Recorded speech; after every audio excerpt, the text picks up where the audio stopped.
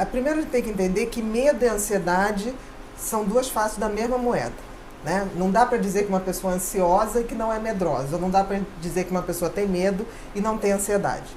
Medo e ansiedade é um tipo de reação, de marcação que você tem no cérebro que está ligado à nossa sobrevivência. Então, por exemplo, existe um sistema, e por isso se chama reação do medo, que é acionado toda vez que a gente está em risco. Então, por exemplo, eu vou atravessar uma rua. É natural que eu olhe de um lado para o outro. O meu sistema do medo detecta se alguma coisa está em perigo.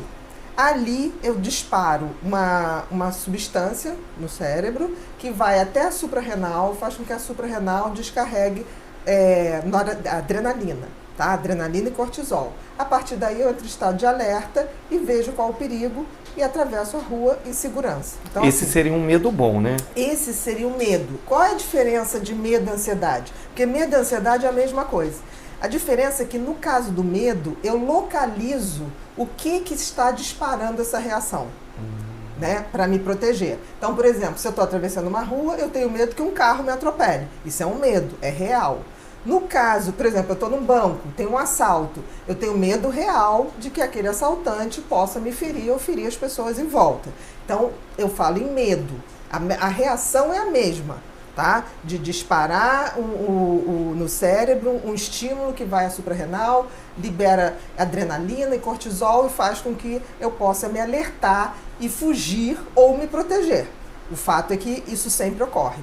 A diferença é que no caso da ansiedade, esse medo é subjetivo, não é uma coisa objetiva. Por exemplo, você tem medo de um chefe. Você trabalha com uma pessoa que você acha que ele não vai com a sua cara, ou que pede coisas demais, ou é uma pessoa muito destemperada. Então você tem um receio em relação a ele.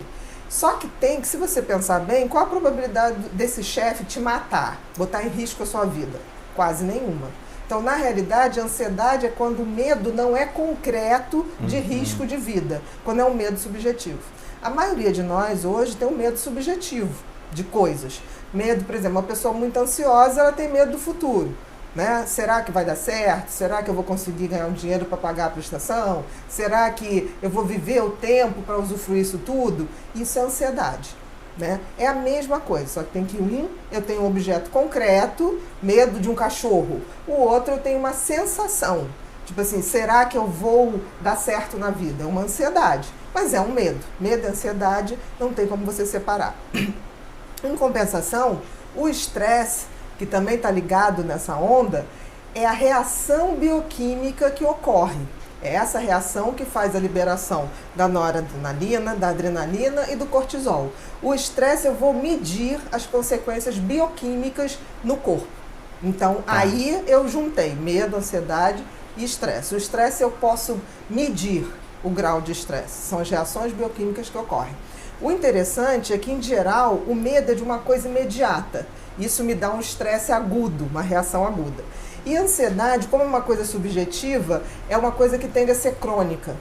Por isso que toda vez que há um excesso de ansiedade, né, ela deixa de ser protetora para ser adoecedora.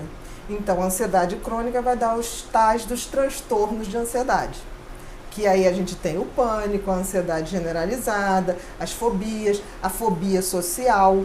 Né? A fobia social é uma coisa tão interessante, que é um medo específico, um medo enorme e exagerado de falar em público, né? De se expor em público. A fobia social é tão grande que, você tem uma ideia, um estudo na Inglaterra comprovou que o medo do inglês é maior de falar em público do que de morrer. O medo que o inglês tem em falar em público é uma coisa de 40%, de morte é 19%, se for botar na escala.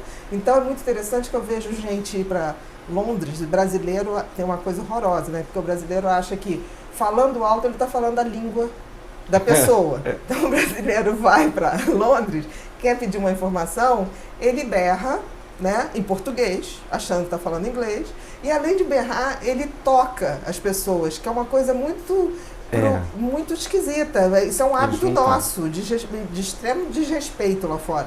Então, o inglês, geralmente, ele foge de brasileiro. Aí o brasileiro chega aqui, achei o pessoal muito mal educado. Não é, ele é fóbico. Então, geralmente é um grupo de brasileiros pedindo uma informação, vai tudo em cima da criatura, a criatura paralisa e não consegue falar e sai, né? Então, assim, a gente tem que ter um pouquinho mais de visão, porque a fobia social, hoje, ela é muito mais comum do que a gente imagina, as pessoas sofrem por isso, e é um medo, não deixa de ser um medo infundado. Agora, por que a gente chama de transtorno de ansiedade? Na realidade, é um medo, mas é uma ansiedade, porque uma pessoa vai falar em público, o público, você já viu alguma manchete assim, palestrante estava dando palestra, o público se rebelou, matou o palestrante e foi embora para casa. Não existe isso, nenhum palestrante foi morto pelo seu público, né? Mas então, por isso é um medo subjetivo, por isso é ansiedade. E ansiedade em excesso é um transtorno de ansiedade, que nesse caso é a fobia social. Existem algumas literaturas que falam sobre como a gente pode lidar com medo, com ansiedade, com estresse, né? E que eu costumo dizer sempre no consultório em 4 pilares, né? O primeiro pilar para lidar melhor com isso, alimentação de qualidade, não é a quantidade, exercício físico, terapia, né? E meditação ou relaxamento como um todo. Existe alguma outra dica que você poderia deixar assim, para como a gente lida com isso? Porque o medo é uma coisa real, a gente vai ter sempre. Mas como a gente pode lidar com isso no dia a dia? Eu acho assim que isso que você falou dos 4 é fundamental, tá? Mas eu acho que mais fundamental é a gente entender esse processo, porque nem o medo nem a ansiedade são coisas em vão.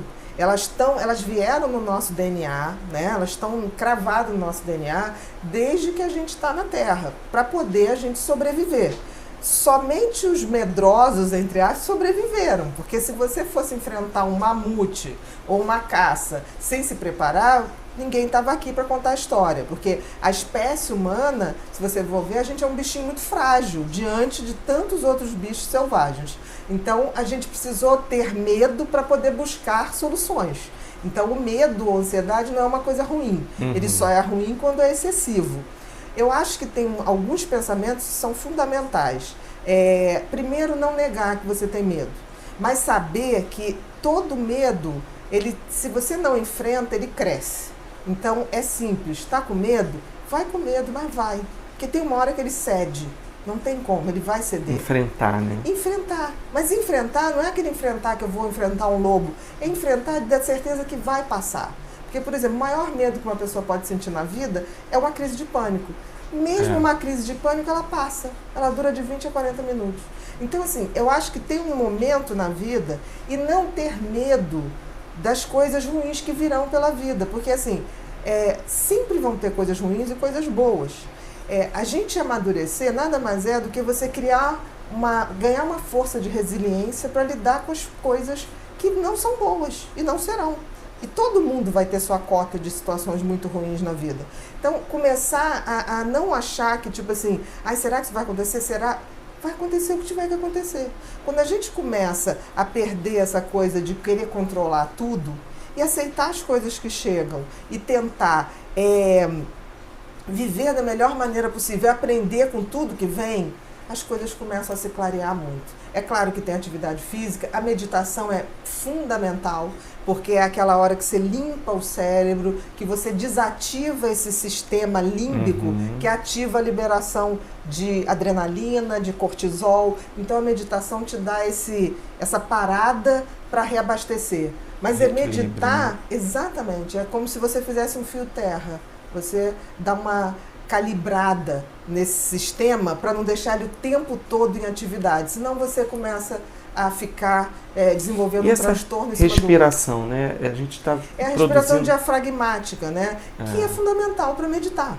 Então, assim, quando você medita, e tem uma coisa que eu acho muito bacana, é meditar no coração, não ficar só na respiração. Eu medito a partir da batida do coração, porque se você pensar bem, a primeira coisa que bateu você quando virou ser humano, você não respirou primeiro. O coração bateu primeiro, entendeu? Então, assim, a gente só ouve o coração quando ele está descompassado ou quando ele está taquicardia. Mas o coração, ele pode ser ouvido. Então, isso da gente parar e ouvir a batida do coração, a gente começa a se atentar que o coração faz um barulhinho e é bom que ele faça, né? Então a gente só repara que o coração está batendo na hora que ele está ou numa crise de pânico, ou numa ansiedade. Ele bate, a gente se acostumar com isso. Muito obrigado, Bia. Nada, querido.